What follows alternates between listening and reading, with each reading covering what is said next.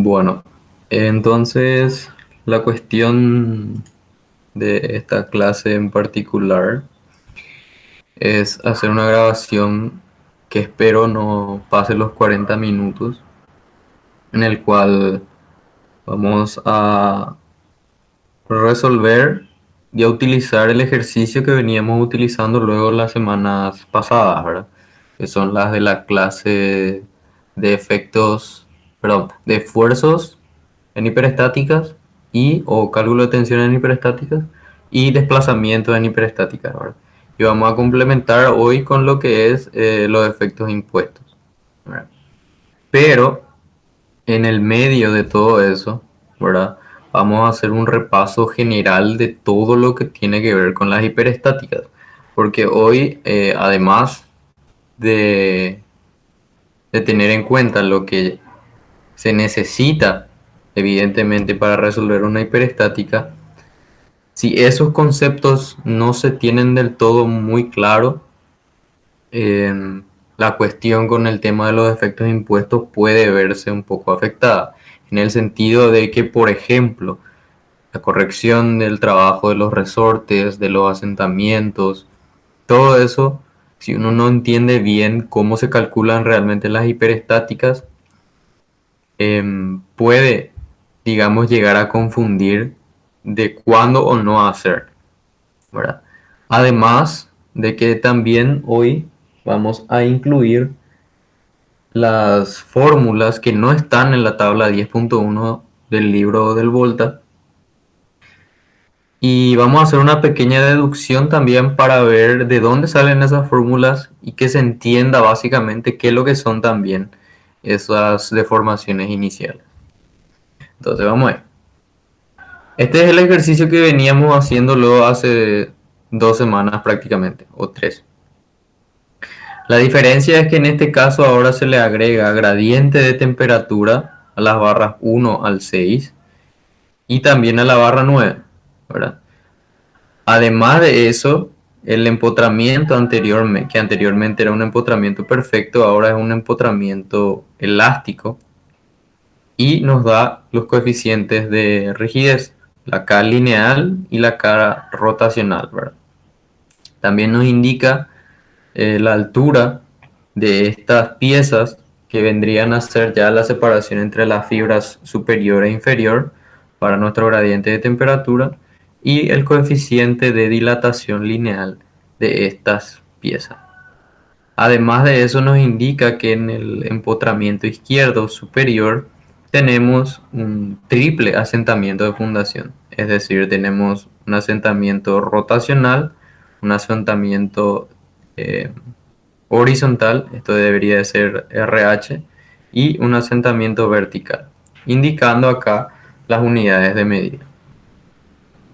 Y el ejercicio es el mismo, calcular el desplazamiento vertical del nodo superior del reticulado en la siguiente estructura hiperestática, ¿verdad? Entonces, habíamos visto de que para ello tenemos que resolver primero la hiperestática en sí, es decir, definir la hiperestática, calcular todas sus reacciones y sus esfuerzos internos. Entonces, para eso teníamos que, primero que nada, entender que hay que volver esto a un sistema isostático con los grados de libertad equivalentes a el número o el grado de hiperestaticidad que tenga la pieza. Es decir, si tenemos hiperestaticidad 2, debemos de otorgarle 2 grados de libertad a esta estructura. Y nosotros reemplazábamos esos grados de libertad con esfuerzos unitarios, ¿verdad? Bueno, entonces vamos a empezar ya por ahí, ¿verdad? ¿Cómo es que realmente se resuelven las hiperestáticas? Y vamos a hacer un ejemplo sencillo, ¿verdad? De una barra bien potrada, que por simple inspección podemos saber de que tiene grado de hiperestaticidad 3, ¿verdad? Porque si yo quito estas 3, por ejemplo, queda una empotrada libre, que es una isostática notable, ¿verdad? O quito uno acá, dos acá y tengo una vía apoyada, ¿verdad? Entonces con una carga que puede ser cualquiera, este caso es uniforme, pero puede ser cualquier tipo de carga. Y además de eso se desea obtener el desplazamiento vertical de este nodo que está acá. Entonces nosotros sabemos que desde el punto de vista estático, ¿verdad? Ningún tipo de alteración se va a hacer a este sistema si yo convierto en esto. La única cuestión es que esto no necesariamente tiene por qué ser unitario, ¿verdad? Entonces, ¿qué es lo que ocurre acá? Imagínense por un momento que esto todavía no es unitario, que esto es x1, x2 y x3 simplemente, ¿verdad? Pero x1, x2 y x3 ya tienen los valores necesarios para equilibrar este sistema de cargas. Entonces, desde el punto de vista estático, estos dos sistemas son equivalentes, ¿verdad? A este sistema es lo que nosotros le llamamos la isostática fundamental o sistema principal de carga. ¿Por qué? Porque obtenidos los valores x1, x2 y x3 que equilibran este sistema de cargas, este sistema es equivalente a este. Entonces, por una cuestión de superposición de efectos, yo puedo trabajar con el sistema que voy a llamar real de cargas, ¿verdad? Una hipótesis real de carga y las hipótesis virtuales. Acá tengo los tres juntos, pero esto evidentemente yo por superposición de efectos lo puedo ir separando otra vez, ¿verdad? Bueno, dicho eso, entonces yo tengo que pensar que, bueno, mi sistema nuevo es este más este. Y esto yo lo puedo volver a dividir en tres partes, ¿verdad? Sabiendo que este sistema que ahora yo le determino con valores unitarios van a ser proporcionales a los valores reales de x1, x2 y x3 que equilibran el sistema de cargas, ¿verdad? Entonces, para cada estado de cargas, las piezas se van a ir deformando, ¿verdad? Y vamos a establecer las deformaciones en el sentido de rotaciones y desplazamientos que nos interesan en función a estos 3 grados de libertad nomás por ahora. Es evidente que esta pieza se va a deformar en cada uno de sus puntos de sus secciones, pero vamos a hacer referencia solamente a las rotaciones extremas y al desplazamiento lateral del extremo derecho por el momento, ¿verdad? A fines de explicar básicamente la ecuación de compatibilidad. Bueno, dicho eso, entonces yo tengo 3 o 4 en este caso sistemas isostáticos que los puedo resolver, ¿verdad? Pero esos están en función a un grado de libertad o 3 grados de libertad extra que la pieza original no tiene, porque la pieza original es bien potrada. Entonces, en esos lugares donde yo otorgué grados de libertad, tengo que poner ecuaciones de compatibilidad de tal manera que esos grados de libertad sean igual a cero, o las deformaciones en esos lugares donde se otorgaron los grados de libertad sean igual a cero. Es decir, esta rotación y este desplazamiento tiene que ser igual a cero. ¿Por qué? Porque la pieza original es bien potrada. Entonces, estos sistemas isostáticos se deforman por una simple cuestión de que sus restricciones de apoyo no le impiden moverse. Entonces, si vemos el primer sistema, tenemos que se va a formar una rotación R10. ¿A qué hace referencia eso? Rotación 1 hace referencia a la rotación que es compatible con el esfuerzo o grado de libertad x1. R20 hace referencia a la rotación del grado de libertad x2 y R30 hace referencia a el grado de libertad o el desplazamiento asociado a x3. Por eso es 1, 2 y 3. Y el 0 hace referencia a quien lo produce, que en este caso 0 lo llamamos al estado real de cargas, ¿verdad? El estado real de cargas también se lo conoce normalmente en algunas bibliografías como el estado 0. Y ahora vamos al siguiente estado de carga. El R11 hace referencia a la rotación asociada a 1 cuando el estado de cargas es 1. Es decir, esta rotación es una combinación de este estado virtual consigo mismo. ¿Por qué? Porque si yo quiero, por ejemplo, calcular la rotación en este nodo que se produce por este estado de cargas, ¿qué es lo que vimos en primer parcial? Para obtener un desplazamiento en una isostática, yo tengo que combinar un estado real de cargas o un estado de cargas, que es el que yo estimo que produce el desplazamiento, asociando o combinando con un estado virtual compatible con esa deformación que deseo calcular. Y ese estado virtual requiere un esfuerzo unitario. Entonces, si decimos que yo quiero la rotación en este nodo que se produce para este estado de cargas x1, mi estado real de cargas, entre comillas, en ese caso es el x1 igual a 1, pero mi estado virtual que me permite obtener esta R11 es el mismo estado de cargas, que es este. El R21 hace referencia a la rotación que se produce en este nodo, que es la rotación en el grado de libertad asociado a x2, cuando el estado de cargas es x1. ¿Está bien? R31 es el desplazamiento asociado a 3, a x3, cuando el estado de cargas es x1. Estos conceptos se van extrapolando, digamos, de cierta manera en cada uno de los estados de carga. Por ejemplo, esta rotación 1,2 es la rotación asociada al grado de libertad x1 cuando el estado de cargas es x2. ¿Se entiende eso, verdad? Es decir, yo quiero saber, por ejemplo, cuál es la rotación que se va a producir acá cuando este es mi estado de cargas. Entonces yo tendría que combinar el estado de cargas x2 con el estado x1, donde el estado x1 va a definirme o me va a permitir calcular esta R12. ¿Se entiende? Idem para R22. 22 sería la rotación debido al grado de libertad x2 cuando el estado de cargas es x2.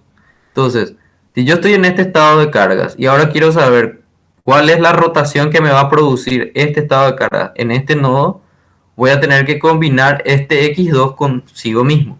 Por eso es que esto queda como R22. Y este concepto se extrapola de vuelta para el estado de cargas x3. Dicho eso, entonces podemos ver de que en este caso, si nos vamos acá, R10, R20, y R30 son las rotaciones y desplazamientos generados asociados a X1, X2 y X3 debido al estado real de cargas. Entonces, se precisa para calcular estos desplazamientos una combinación de los estados virtuales X y con el estado real de cargas, además de considerar las deformaciones iniciales Q sub 0, ¿verdad? ¿A qué se refiere con eso? Cuando yo calculo, esta R10, esta R20 y esta R30, yo ya estoy considerando de cierta manera las deformaciones iniciales Q sub 0, ¿verdad? Una salvedad, ¿verdad? Es que evidentemente que acá tenemos estado de carga que es imposible que produzcan rotaciones, por ejemplo, como el X3, ¿verdad? Pero es una cuestión didáctica nomás, de tal manera a explicar el concepto, ¿verdad? Entonces, tengan un poco de apertura mental en cuanto a esas cosas, ¿verdad? Entonces, y esto que vemos acá, o sea, para calcular R12, R10, R20 y R30, necesariamente tengo que combinar este estado de carga con este se calcula combinando este con este, y este último se calcula combinando este con este. Entonces, ¿qué pasa? Que se forma lo que tenemos en el Scilab de la sumatoria de B, que es la matriz que guarda cada uno de los esfuerzos de cada uno de estos estados virtuales por Q sub 0 más F, que es una matriz de pseudo flexibilidad porque guarda las características mecánicas, es decir, de rigidez de cada una de las barras, tanto axial como a flexión, y Q sub 0 es la matriz que guarda los esfuerzos en el estado real de carga. Y esto es lo que vemos en el Scilab, ¿verdad? Este código no requiere demasiada explicación porque ya lo habíamos visto en clases anteriores, ¿verdad? Pero este código viene de este concepto que está acá, de combinar cada uno de los estados virtuales con el estado real de cargas para sacar cada uno de esos desplazamientos en los cuales nosotros le dimos grados de libertad a la pieza. Y ahora lo que les expliqué cuando yo quiero obtener cada una de estas rotaciones, ¿verdad? O desplazamientos, ¿verdad? En cada uno de los estados virtuales.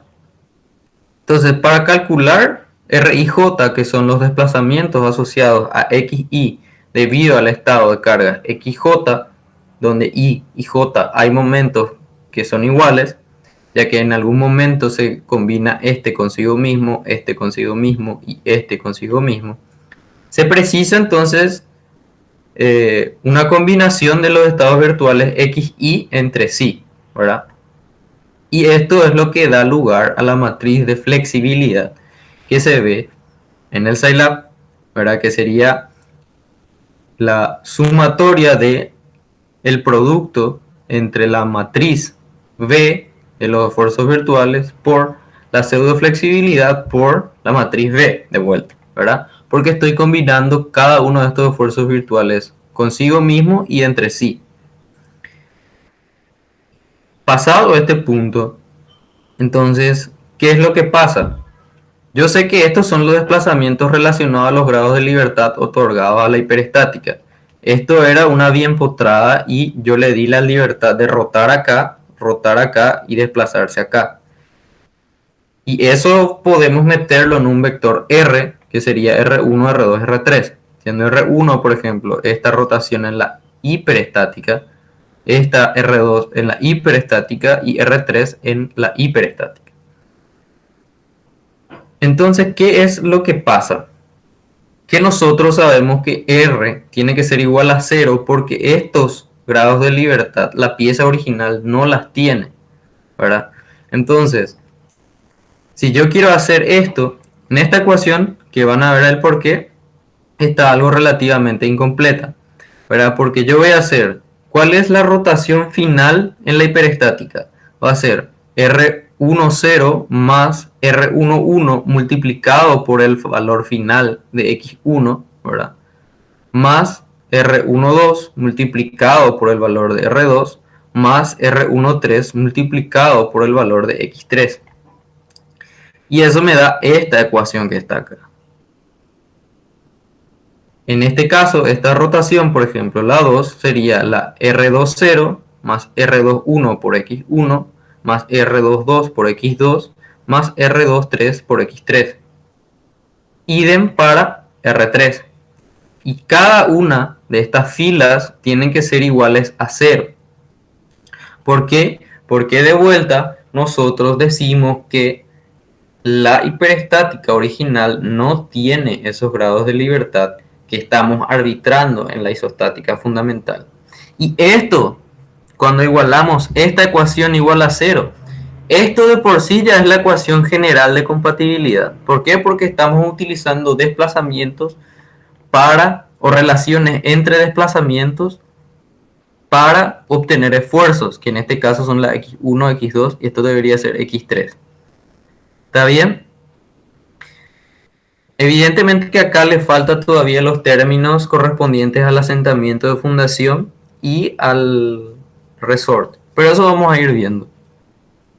Entonces cuando yo haga 0 ahí yo puedo obtener esta X, porque puedo invertir, puedo pasar esta R0 al otro miembro e invertir la matriz de flexibilidad, lo cual me permite obtener estos esfuerzos X hiperestáticos, ¿verdad? Y al final, entonces, yo ya puedo saber con total seguridad de que cada uno de esos esfuerzos en la hiperestática ya están definidos, porque los esfuerzos también se pueden obtener por superposición de efectos en cada uno de estos estados de carga, porque como vimos, nuestro sistema de vía apoyada, perdón, vía empotrada es equivalente a una vía apoyada con esos tres esfuerzos relacionados a los grados de libertad que le dimos a la vía apoyada, la vía empotrada, perdón. Bueno, y entonces, ¿cómo queda esto cuando definida ya completamente la hiperestática? Es decir, ya quité todos sus esfuerzos, tanto reacciones como esfuerzos internos. Ahora, ¿cómo calculo el desplazamiento? ¿Y por qué es que se combina una isostática con una hiperestática? Porque eso fue una consulta muy, digamos, regular en años anteriores. Entonces, habíamos dicho de que este sistema es equivalente a este. Entonces, yo sé de que si a este sistema yo le quiero sacar un desplazamiento, como este es un sistema isostático, lo único que yo tengo que hacer es poner, digamos, un sistema virtual compatible con la deformación que yo deseo calcular. Es decir, de que a este sistema de carga yo le tengo que arbitrar simplemente un estado virtual unitario compatible con la deformación que voy a calcular. En este caso, como quiero sacar una deformación o un desplazamiento vertical, necesito también una fuerza vertical unitaria. ¿Y cómo eso, o qué implica en realidad? De que como la sumatoria de todos estos estados de carga es equivalente a mi hiperestática, yo puedo combinar este con cada uno de estos, ¿verdad? En este caso, cuando yo saco la deformación o el desplazamiento vertical que me produce la carga real sobre mi isostática fundamental, yo voy a tener que hacer eso combinando este estado virtual, que es el que llamamos V sub 0 en las clases pasadas, con este estado real, que es Q sub 0 minúscula más F por Q sub 0, ¿verdad? Para obtener este. Porque necesito combinar el estado real de carga con el estado virtual que me determina ese desplazamiento. Esto es todo primer parcial. Para x1 yo lo puedo obtener para el desplazamiento vertical en este estado de carga, ¿verdad? Entonces combino este estado de cargas con este. Ahora, ¿cuál es la particularidad de que este sistema x1 yo solamente si resolví o tengo o guardo o utilizo, mejor dicho, los valores en la matriz B, esos están hechos para valores cuando x1 era unitario? Entonces yo tengo que multiplicar necesariamente por el valor que me obtuvo la ecuación de compatibilidad, que es la que mantiene la vía empotrada en equilibrio. Entonces es una combinación de este como estado real y este como estado virtual. Entonces queda v sub 0 por f v1 por x1. Idem para el desplazamiento 2 y el desplazamiento 3, ¿verdad? Entonces tenemos que los desplazamientos asociados a x1, x2 y x3 podemos llamarlo la sumatoria entre v sub 0 por f por v sub i por x sub i. ¿Okay? Esta fórmula y esta fórmula hay que tenerlas presentes muy bien de dónde salieron, ¿verdad? Entonces, el desplazamiento R que quiero calcular, ¿verdad? En este caso ahora ya no es la ecuación de compatibilidad en los lugares donde yo le otorgué grados de libertad, sino que en este caso R ya es el desplazamiento en específico que quiero calcular. Va a ser igual a esta delta V0 más delta V sub i, ¿verdad? Delta V1 más delta V2 más delta V3. Y habíamos dicho de que esto es la sumatoria V sub 0 por el estado real de cargas en la isostática fundamental más estos estados virtuales con este estado virtual de desplazamiento. O sea que sería V sub 0 por FBI por X sub I. Entonces, haciendo factor común sumatoria V sub 0, obtengo que tengo Q sub 0 más F por Q sub 0 más V por X. Y habíamos visto en las primeras clases que los esfuerzos en la hiperestática final son iguales a Q sub 0 más V por X con los valores de X finales. Entonces yo puedo reemplazar esta parte como V sub 0 por Q sub 0 minúscula más F por Q, que ya es, digamos, los esfuerzos finales en la hiperestática. Por eso es de que nosotros nos da la impresión de que estamos combinando los estados virtuales de una isostática con una hiperestática. Pero esta función final se debe a que estamos realmente haciendo una superposición de efectos con el sistema equivalente a dicha hiperestática inicial, ¿verdad? Por más de que parezca que estamos combinando una isostática con una hiperestática, en realidad estamos combinando una isostática con varios estados isostáticos equivalentes a dicha hiperestática. Eso sería la forma más correcta de poner la situación. Entonces ahí ya se obtiene directamente el desplazamiento que queremos en la hiperestática. Ahora, ¿cómo afecta, por ejemplo, un apoyo elástico? Y a fines otra vez prácticos vamos a utilizar una estructura simple, ¿verdad? En este caso vamos a tener que acá tenemos un resorte rotacional, es decir, de que tenemos un apoyo de segundo género acá, que tiene una vertical y una horizontal, que son rígidas, es decir, no elásticas, pero además de eso tenemos un momento acá. Este resorte solamente produce una reacción al giro, y este apoyo de segundo género, reacción vertical y horizontal. Acá tenemos tres reacciones, es decir, de que esto en esencia es un empotramiento. Y acá tenemos dos resortes lineales, es decir, de que esto en esencia es un apoyo de segundo género. Dicho eso, entonces tenemos un empotrado apoyado. Y si es un empotrado apoyado de segundo género, el apoyado, sabemos que tenemos por simple inspección grado de hiperestaticidad 2. Entonces necesitamos, para resolver esta pieza, otorgar 2 grados de libertad. Y acá vamos a hacer una pequeña...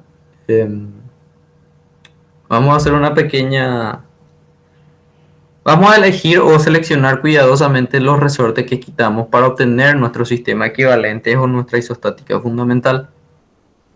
Vamos a quitar este resorte y este, de manera a tener una vía apoyada, ¿verdad? Que sea una estructura simple, pero que además deje sin retirar uno de los resortes, que en este caso va a ser el resorte 3, por la forma en la que está numerada en las imágenes. Entonces quité el resorte 1, quité el resorte 2 y dejé el resorte 3. Entonces, ahora, ¿qué es lo que va a pasar?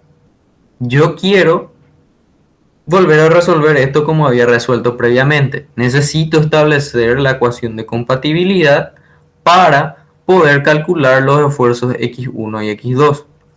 Entonces, ¿cómo voy a hacer? Tengo que obtener primero el R10 y el R20, ¿verdad? Que son las rotaciones y desplazamientos generados asociados a x1 y a x2. Es decir, voy a combinar este con este con este. Y está. Ahora, ¿qué es lo que pasa cuando yo combine, por ejemplo, este con este? Yo sé que el trabajo del resorte es la reacción del resorte en el estado real por la reacción en el estado virtual dividido KR, ¿verdad? Entonces, cuando yo combine, por ejemplo, este estado de cargas con esta reacción de acá hace trabajo, según esto. Porque acá y acá van a haber reacciones. No importa el estado de carga ahora mismo. Yo sé que, por ejemplo, en este no va a haber una reacción en KR3. Lo que yo quiero que entiendan es que para una situación general, esta puede tener una reacción. Entonces, ¿qué pasa, por ejemplo? Acá yo tendría una fuerza, una reacción R0, ¿verdad? Porque proviene del estado real de carga.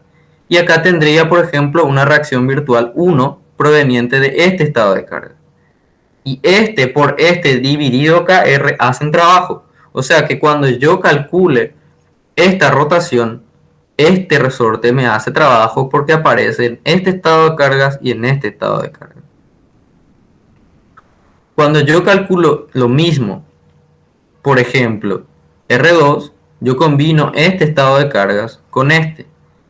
Y si bien en este caso esta es una fuerza horizontal, ¿verdad? Pero como le digo, para tener un poquito de apertura mental e imaginación, si existe esta reacción y esta, va a corregir necesariamente las R0, ¿verdad? Dicho eso, se combina el estado real con el virtual, como vimos anteriormente, pero ahora debe de considerarse además y solamente el trabajo interno del apoyo elástico no retirado, ya que la reacción virtual unitaria asociada a los resortes retirados solo aparecen en el estado virtual, no así en el real. ¿Y qué significa eso? Yo quité este resorte helicoidal o rotacional y quité este resorte lineal, pero cuando yo combino, por ejemplo, este con este, esta reacción unitaria que tiene asociada la rigidez del resorte no aparece en esta. Entonces es lo mismo que hacer la reacción 0 en el real por 1 dividido KR, entonces no va a afectar R10. Ahora, si voy, por ejemplo, a este caso R20 con el estado X2, ¿verdad? Acá, este resorte que yo quité, el que es equivalente o compatible con esta deformación, solamente aparece como una reacción unitaria en este estado, no en este. Entonces R0 para ese caso también es 0 por esta reacción que va a ser igual a 1 dividido KR. Entonces no va a afectar. De ahí que dice que solamente en el cálculo de las reacciones R0, ¿verdad? Solamente se deben de tener en cuenta los resortes que no se retiran. Y de aquí podemos quitar esta ecuación general, ¿verdad? Que son la combinación de los estados virtuales, lo que ya vimos anteriormente, pero sumándole el trabajo de los resortes no retirados. ¿Ok? Ahora, cuando yo calcule, por ejemplo, la matriz de flexibilidad, que es la combinación de los estados virtuales entre sí, si yo, por ejemplo, calculo el R11, voy a tener este estado dos veces.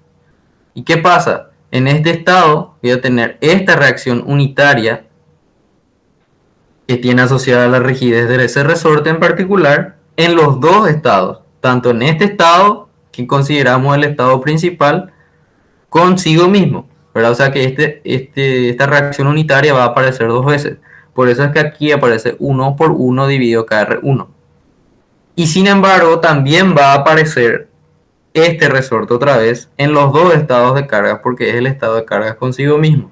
Entonces necesariamente se debe de sumarle también el trabajo.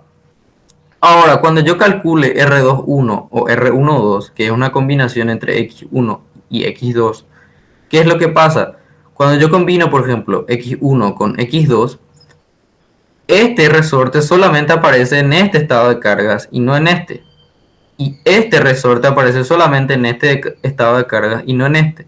Entonces, cuando son los, digamos, recíprocos 1,2 o 2,1, siempre aparece uno de estos dos resortes retirados con valor 0, por ende no afecta en el trabajo del resorte. Pero este resorte que no se retiró sigue apareciendo en ambos estados de carga, por ende siempre va a terminar corrigiendo. Y en el estado 2,2 es lo mismo. Voy a tener este estado combinado consigo mismo, es decir, dos veces. Por ende, esta reacción unitaria va a aparecer en los dos estados de carga. De acá podemos sacar la siguiente conclusión. Podemos apreciar que los resortes retirados corrigen las componentes diagonales de la matriz de flexibilidad. ¿Por qué? Porque si yo tengo, por ejemplo, dos estados virtuales, mi matriz va a ser de 2 por 2. Y solamente el resorte retirado va a corregir la componente 1,1 y la componente 2,2. ¿Se entiende? Mientras que los apoyos no retirados corrigen todas las componentes de dicha matriz. ¿Cómo podemos apreciar acá? ¿Por qué? Porque este resorte hace trabajo o aparece como reacción en todos los estados de carga. En resumen, los apoyos elásticos que se retiran para formar la isostática fundamental corrigen solo las componentes diagonales de la matriz de flexibilidad F que corresponden a dichos estados virtuales. Sin embargo, los apoyos elásticos que no se retiran corrigen el trabajo para el cálculo de R0 y todas las componentes de la matriz de flexibilidad F. Ahora, ¿cómo afecta el resorte en el cálculo de un desplazamiento? Lo mismo, ya tengo mi hiperestática, tengo mi sistema equivalente o mi isostática fundamental. Entonces, a estos estados tengo que combinar con un estado virtual unitario compatible con la deformación que deseo calcular. Fines didácticos vamos a utilizar la misma deformación. Entonces voy a tratar de combinar este estado real de cargas en la isostática fundamental con el estado que define mi desplazamiento, lo mismo con x1 y x2, asumiendo de que ya x1 y x2 ya fueron calculados porque ya definimos la hiperestática. Entonces cuando yo calcule este estado, acá va a haber una reacción y acá también. Entonces, ¿qué es lo que pasa? Que esta reacción necesariamente va a hacer trabajo cuando yo trate de calcular este desplazamiento. Por ende es que aquí aparece R0 por FR, que sería esta reacción en este estado virtual, dividido KR3, ¿verdad? Ahora, ¿qué es lo que pasa cuando yo hago esto? Combino este con este. Y si bien es cierto que esta X1 tiene asociada una rigidez, esta X1 no aparece en este estado de cargas como una reacción. Entonces, el trabajo que va a producir este resorte cuando combine este y este es cero. Sin embargo, el resorte que no se retiró permanece como una reacción en ambos estados de carga, por ende, necesariamente hace trabajo. Y en este caso tenemos FR1 por X1, siendo esta reacción virtual. FR1 es, digamos, la reacción que se obtiene en el estado cuando X1 es igual a 1. Por eso es que tiene multiplicado X1. Por FR, que es la reacción en este estado virtual ahora. Idem para este delta V2, ¿verdad? Es la misma ecuación. Entonces, yo sé que el desplazamiento final es el delta V0 más delta V1 más delta V2, ¿verdad? Que es esto. Entonces yo hago una sumatoria de todos estos términos que tengo acá. Y puedo ver de que primero que nada haciendo sumatoria o factor común, sumatoria V sub 0, ¿verdad? Que es mi estado virtual que define mi desplazamiento. De vuelta tengo la ecuación anterior, ¿verdad? Q sub 0 más F por Q sub 0 más V por X, que sabemos que es la tensión final en la hiperestática. Y estos términos de los trabajos de los resortes que no se retiraron, puedo hacer factor común FR virtual dividido KR3 y tengo FR0 más FR1 por X1 más FR2 por X2. Y esto es, digamos, un caso particular de esto. Porque si yo quiero calcular la reacción en la hiperestática, esta reacción virtual, por ejemplo, separando en cada uno de estos casos, yo puedo sacar esta reacción en este estado de cargas más esta reacción en el estado virtual multiplicado por el valor final de X1 más esta reacción en el estado virtual por X2. Es decir, que cada una de las reacciones de la hiperestática siguen también esta ecuación.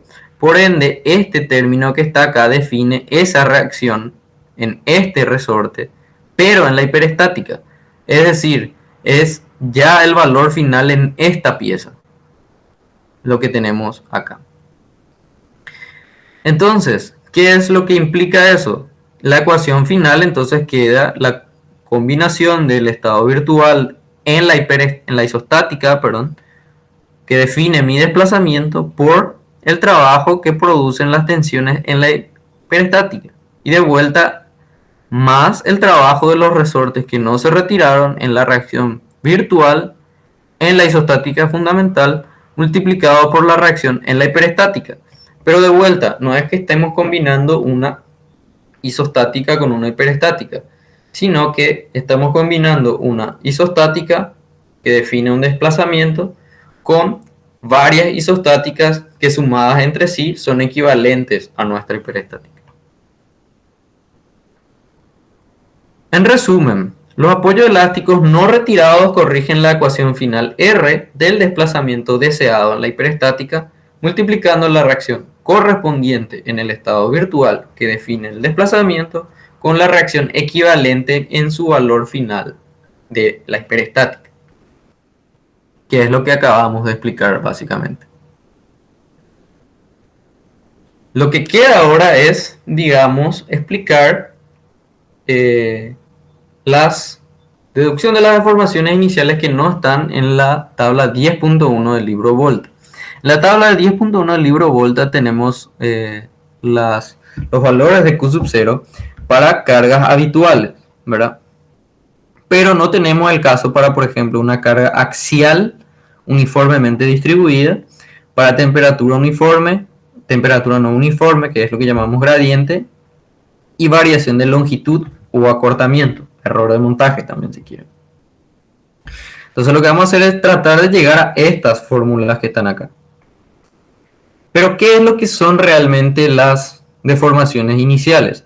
Las deformaciones iniciales son aquellas deformaciones que se producen en una barra independientemente de sus condiciones de apoyo e independientemente de, ya que solamente, es decir, si yo tengo una vía empotrada, una vía apoyada, una empotrada libre, en sus extremos, cuando tengo ese estado de carga en particular, por el simple hecho de tener ese estado de carga en particular, siempre se van a producir esas rotaciones o esos desplazamientos. En este caso, por ejemplo, como en el libro de Volta la mayoría de las cargas son transversales, digamos, no van a producir una deformación lateral, por ende siempre nos da en términos de rotaciones de los extremos de las barras que nosotros cargamos en las componentes de rotación izquierda y rotación derecha, ¿verdad? Que serían, por ejemplo, si tomamos lo que en este caso es 0, 0, ¿verdad? Ya que en este caso, como la carga es axial y uniformemente distribuida, solamente va a producir deformaciones laterales. Pero vamos a ver cómo llegamos a cada una de estas fórmulas. Entonces yo tengo estas son las rotaciones iniciales que no están de cierta manera en la tabla 10.1. ¿Y por qué coloqué todos estos estados de cargas? Por ejemplo, acá puse solamente un gradiente de temperatura y no puse la temperatura uniforme. La simple razón es de que, como pueden ver acá, la temperatura uniforme es un caso particular de la temperatura o del gradiente de temperatura, ¿verdad? Porque la temperatura uniforme es cuando no hay una diferencia de temperatura entre las fibras superiores e inferiores, ¿verdad? Entonces, en lugar de ser un trapecio, el esfuerzo o el estado de carga de la temperatura es un rectángulo, ¿verdad? Entonces, ¿por qué pongo una vía apoyada? Porque, como les digo, son las deformaciones que no dependen de las condiciones de apoyo. Es las deformaciones que va a sufrir la pieza independientemente de si es una vía empotrada, una empotrada apoyada, una apoyada empotrada o lo que sea. Entonces el caso más simple para obtener esas deformaciones es obtener a partir de la estructura más simple, pero esa estructura tiene que ser estable. Entonces, en mi caso particular, decidí optar por una vía apoyada. Si ustedes quieren realizar el procedimiento que voy a hacer para deducir, usando por ejemplo una empotrada libre, también lo pueden hacer y debería de salirles lo mismo. Entonces tenemos estos tres estados de carga. Pero primero, como yo quiero es obtener un giro acá y un desplazamiento lateral, porque es lo que guarda justamente la Q sub 0 minúscula. La Q sub 0 minúscula es el desplazamiento lateral derecho, la rotación izquierda y la rotación derecha, ¿verdad? Entonces necesito esos tres estados virtuales calculados, ¿verdad? Que van a definir o me van a permitir calcular estos desplazamientos y estas rotaciones. En el caso de X1 y X2, como es el mismo estado virtual sometido a una pieza relativamente de forma simétrica, yo solamente voy a tener en cuenta este diagrama, ¿verdad? Asumiendo de que evidentemente este diagrama que proviene de X1 es también igual o simétrico para X2, ¿verdad? Mientras que este es simplemente una constante, ¿verdad? Entonces, voy ahí y tengo ya los estados virtuales o la ecuación de las tensiones virtuales que me van a permitir obtener estos desplazamientos. Ahora, vamos a la deducción de carga axial distribuida uniformemente. Entonces, yo tengo mi carga axial distribuida de forma uniforme, hago mi corte, una sección X, tengo mi esfuerzo normal y la reacción, como la carga, toda esta carga axial se va a distribuir sobre la longitud y tengo una de y apoyada, ¿verdad? Entonces, toda la reacción de esta Q sub n, que va a ser Q sub n por L, se va a transmitir sobre este apoyo como Q sub n por L, en sentido contrario. Entonces, la ecuación de esta normal va a ser Q sub n por L menos Q sub n por X, ¿verdad? ¿Qué vendría a ser esto que está acá? Y nuestra reacción o nuestra normal virtual ya sabemos que es 1 de lo que vimos acá. Entonces, el delta Q sub n o el desplazamiento que se va a producir sabemos que es la combinación entre el estado real con el estado virtual dividido de A. Y aplicando esta integral de 0 a L obtenemos esta ecuación que está acá. ¿Y qué pasa? Como esta carga se está aplicando longitudinalmente y no transversalmente, no puede producir ningún tipo de momento flector.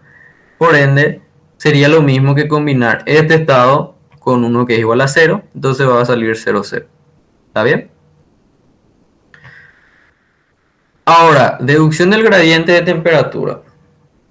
Primero tenemos que ir a cómo digamos, se calculan los desplazamientos.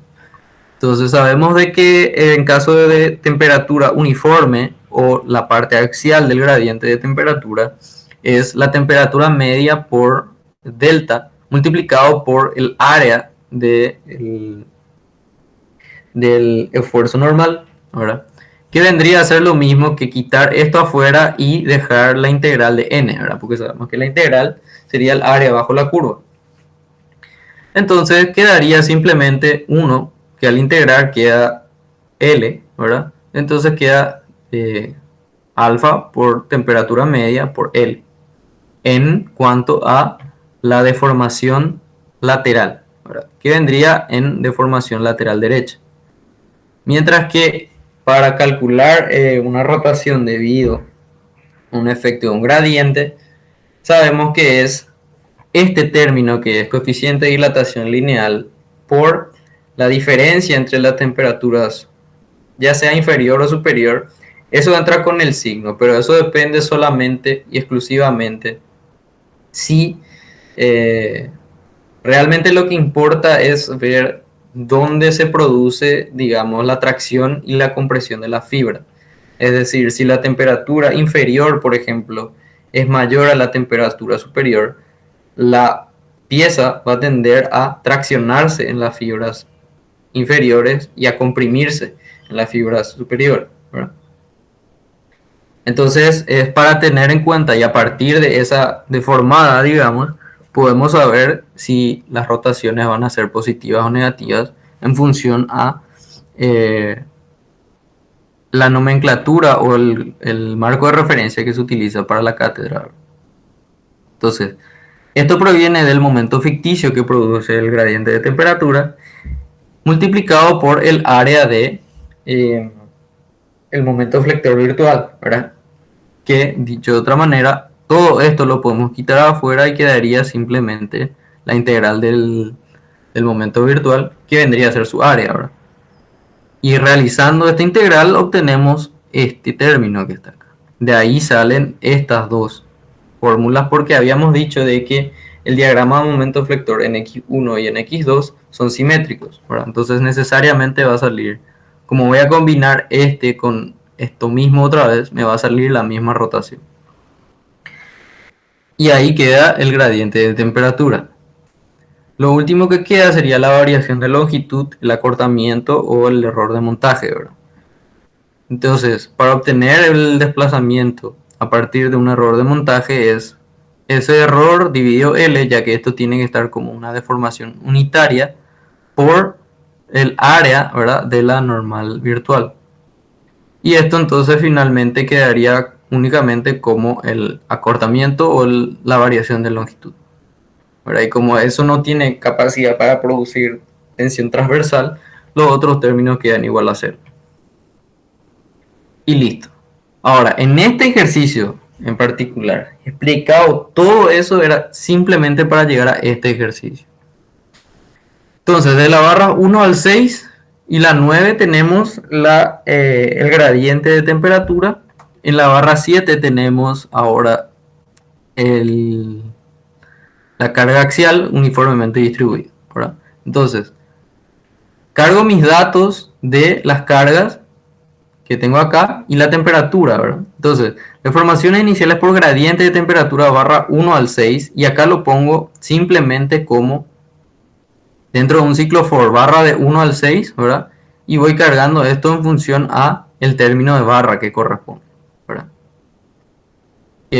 Utilizando la fórmula que acabamos de deducir, ¿verdad?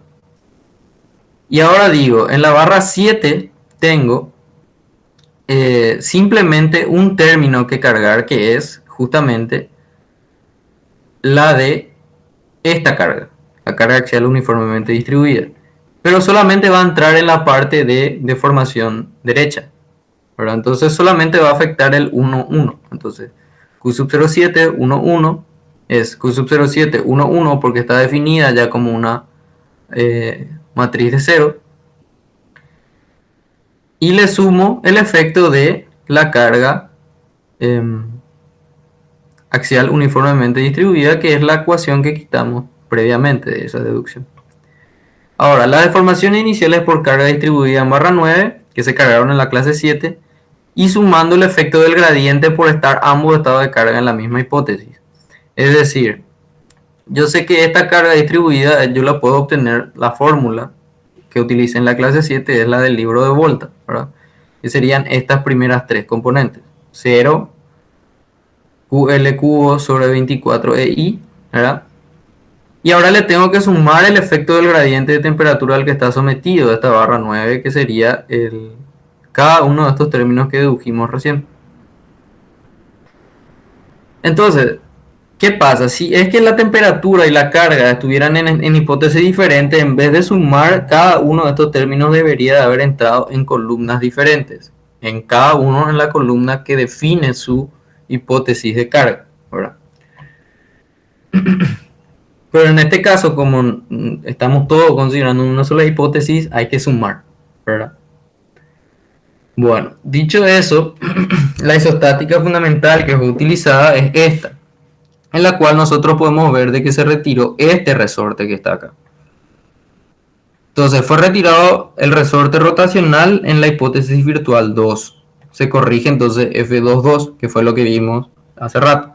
Los resortes que se retiran corrigen la diagonal, la componente diagonal en el estado virtual correspondiente, ¿verdad? Que sería el 2,2 en este caso.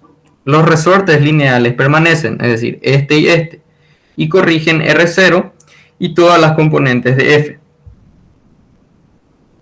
Entonces, vamos ahí. Este es nuestro estado virtual que define el desplazamiento que queremos calcular, porque queremos el desplazamiento vertical del nodo principal del reticulado. Entonces, yo ya cargué en la clase 7, en la clase 6 y 7 ya cargué todas las tensiones V, Q sub 0 y V sub 0. Entonces, ya no vamos a ir por ese lado acá. Ahora simplemente vamos a explicar, digamos, los datos faltantes. Porque se va a subir también el Scilab, entonces ustedes van a poder tener el ejercicio completo, ¿verdad? Y pueden utilizar los mismos diagramas que se proveyeron de alguna manera en las clases 6 y 7. ¿Verdad?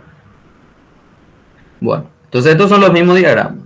Y acá que reacciones externas para corrección de apoyos elásticos. Los apoyos elásticos son este y la vertical y la horizontal en esta parte, ¿verdad? Entonces, para este estado virtual yo sé que es 0 en la horizontal y menos 0,2 en la vertical, ¿verdad? Entonces 0 menos 0,2.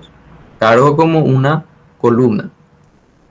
Y ahora, y les voy a explicar el porqué. Ahora en este caso, para la hipótesis 2 cargo como menos 0.1 y 0, ¿verdad? En la vertical. Menos 0.1, 0. También lo cargo como columna. Y ahora las reacciones externas para corrección de apoyos elásticos en el estado real de carga, ¿verdad?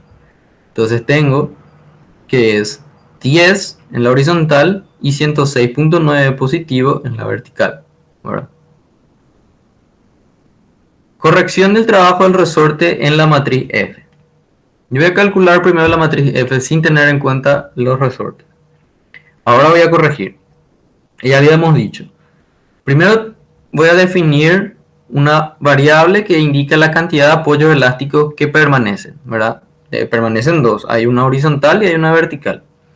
Y defino primero un vector KL que guarda, digamos, las rigideces de esos resortes, lo que no retiré, ¿verdad?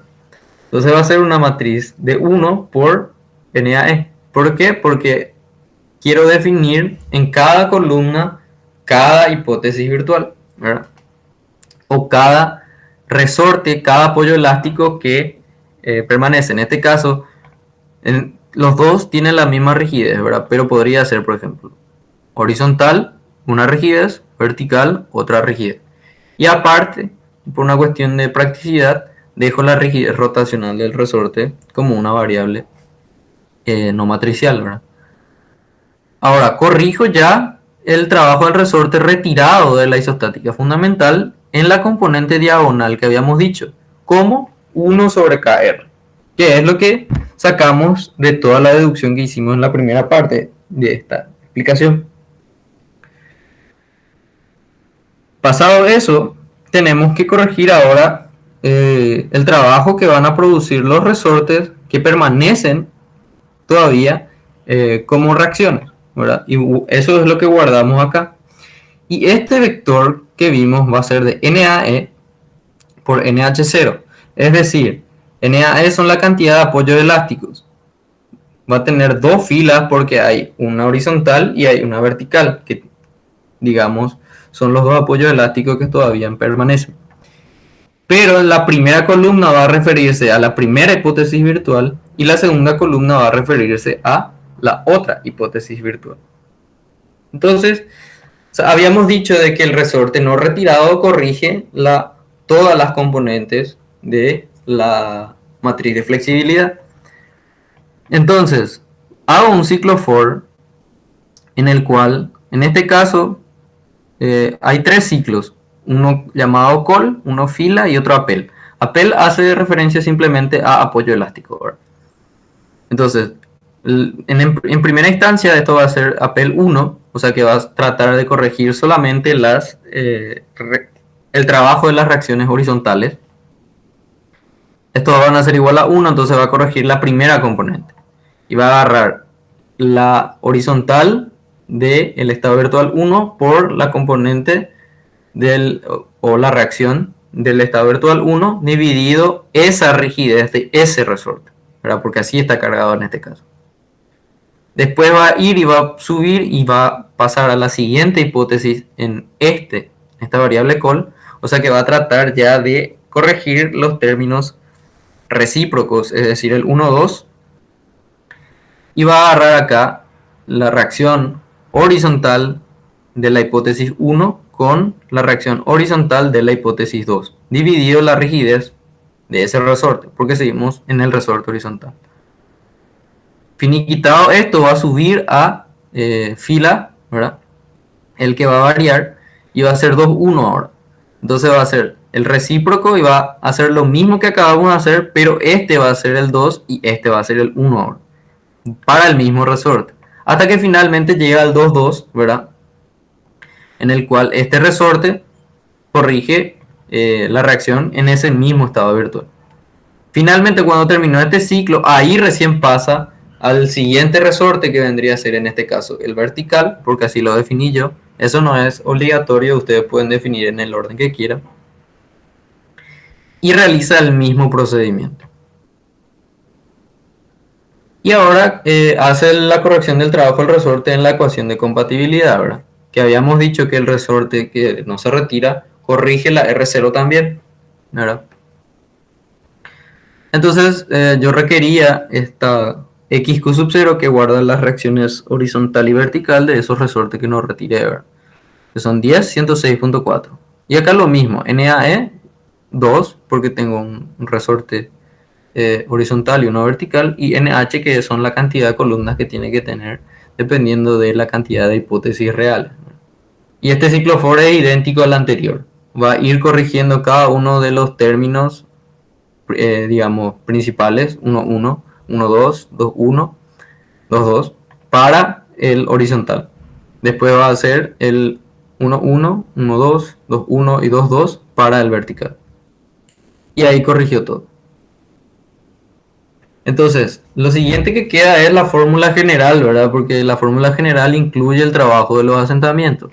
Y en este caso, mi recomendación particular es la de definir los asentamientos o las reacciones virtuales de los asentamientos como NAS por NH0, ¿verdad? Y porque generalmente los apoyos suelen tener más de un asentamiento, pero raros son los casos en los que tenemos solamente uno. Pero entonces, de forma general, NAS va a ser la cantidad de asentamientos que tiene ese apoyo por NH0 para las reacciones virtuales, porque van a haber tantas reacciones como hipótesis virtuales haya, ¿verdad? Y esto va a ser NAS, que son la cantidad de asentamientos, por NAP, ¿verdad? Que vendría a ser la cantidad de apoyos que tienen asentamientos. Lo cual complica un poco si es que hay más de un apoyo que tiene asentamientos, pero en la mayoría de los ejercicios NAP es igual a 1 porque solamente a un apoyo se le suele colocar el asentamiento de fundación. Entonces, primero cargo este vector de mis asentamientos, NAS, cantidad de asentamientos, y cargo cada uno de los asentamientos en el mismo orden que cargué las reacciones anteriores, ¿verdad? Horizontal, vertical, y ahora le agrego el rotacional, ¿verdad? Con el signo que le corresponde, sabiendo que derecha, arriba y antihorario sería lo positivo, ¿verdad? Entonces, ahora lo que necesito son las reacciones en esta componente, que son las que definen o hacen trabajo con el asentamiento, ¿verdad? Para la primera hipótesis, tengo que la horizontal es 0, la vertical es positivo 0.3 y la rotacional es 4. Mientras que en la hipótesis 2, la horizontal es 0.1 positivo y el resto son 0. ¿Ok? Dicho eso, ahora cargo las reacciones de los apoyos elásticos en... Bueno, eso es un poco, digamos, acá están cargados ya las reacciones en los asentamientos y está cargado el asentamiento en sí, ¿verdad? Ahora, en este habíamos dicho de que los resortes también van a corregir, los resortes que permanecen van a corregir el cálculo final del desplazamiento en la hiperestática. Entonces yo necesito estas reacciones también provenientes del estado de desplazamiento, ¿verdad? En este caso tenemos la reacción horizontal igual a 0, la reacción vertical, perdón, a 0.3. XB0 es NAE, número de apoyos es elásticos, 2 por ND, que es la cantidad de desplazamientos que se van a calcular, ¿verdad? Porque cada desplazamiento va a definir una hipótesis de carga, que va a tener evidentemente diferentes reacciones.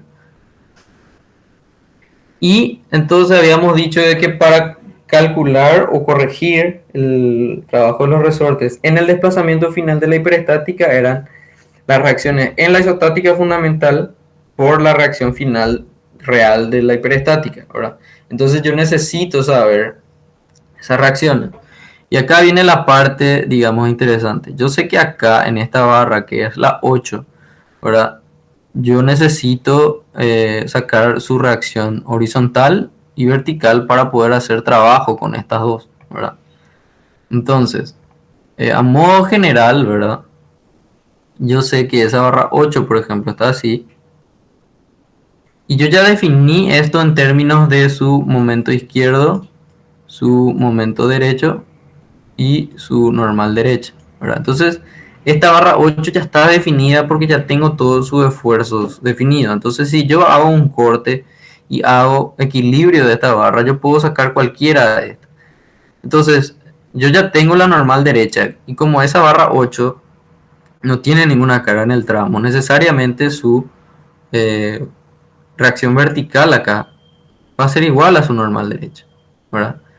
Y esta reacción de acá, por ejemplo, si yo hago sumatoria en este punto, esta reacción va a ser igual al momento izquierdo dividido L, ¿verdad? Esta B,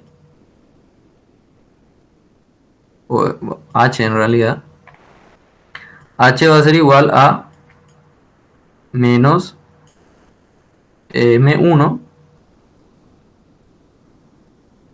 dividido L, ¿verdad? Haciendo equilibrio, ¿verdad? Eh, entonces, ¿qué implica eso? Que definida la hiperestática, yo ya puedo quitar sus reacciones, las que me falten, haciendo simplemente equilibrio en cada uno de esos términos. Y eso es lo que está explicado acá. Al haber definido completamente la hiperestática, reacciones internas más esfuerzos internos, puede calcularse cualquier parte de ella. Las reacciones del apoyo elástico se encuentran en el extremo inferior de la barra 8. Es decir, la reacción vertical equivale a la ND, la normal derecha, que es decir, la componente 1, 1 de la matriz Q0, de la Q, mientras que la reacción horizontal se puede calcular realizando el equilibrio de dicha barra. Si hacemos, por ejemplo, el que le expliqué, sumatoria de momentos en la barra 8 respecto al extremo superior, la reacción horizontal queda igual al momento inferior o izquierdo dividido L. El signo menos se debe a que se arbitró para esta resolución la reacción horizontal hacia la derecha. Esto es, en otras palabras, la componente 2,1 de Q dividido la longitud de la barra 8. Y acá tiene que estar corregido como barra 8. Acá está dividido en la barra 2. Pues tiene que ser barra 8. Entonces utilizamos la ecuación que quitamos hace rato, ¿verdad? Y esto es lo que se ve acá. Este ciclofor es idéntico a los anteriores, o sea que no hay ninguna novedad, digamos, ¿verdad? Simplemente es definir nuestras matrices con las reacciones virtuales y las reacciones de la hiperestática en los resortes en específico. Las reacciones de los asentamientos para el estado de desplazamiento, ¿verdad? Claro.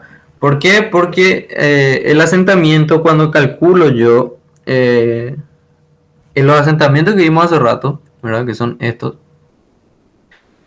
Esto es cuando todavía no definí X. Entonces, esto que yo cargué era para calcular X.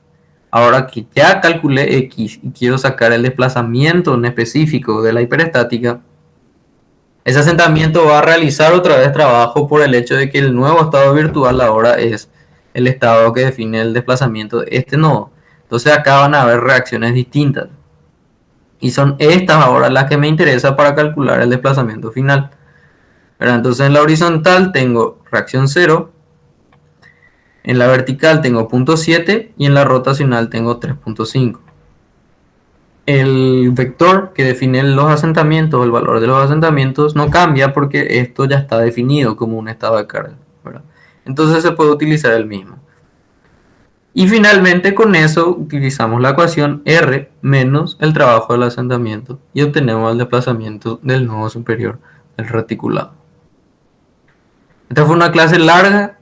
Traté de ser lo más detallado posible. No sé exactamente cuánto tiempo me tomó explicar todo, pero espero que sea de provecho para ustedes y deseo con todo mi corazón de que esto les sirva y sea, digamos, lo único que necesiten en pocas palabras o una de las pocas cosas que necesiten para entender, digamos, el procedimiento de resolución de estructuras hiperestáticas, por lo menos en la parte práctica.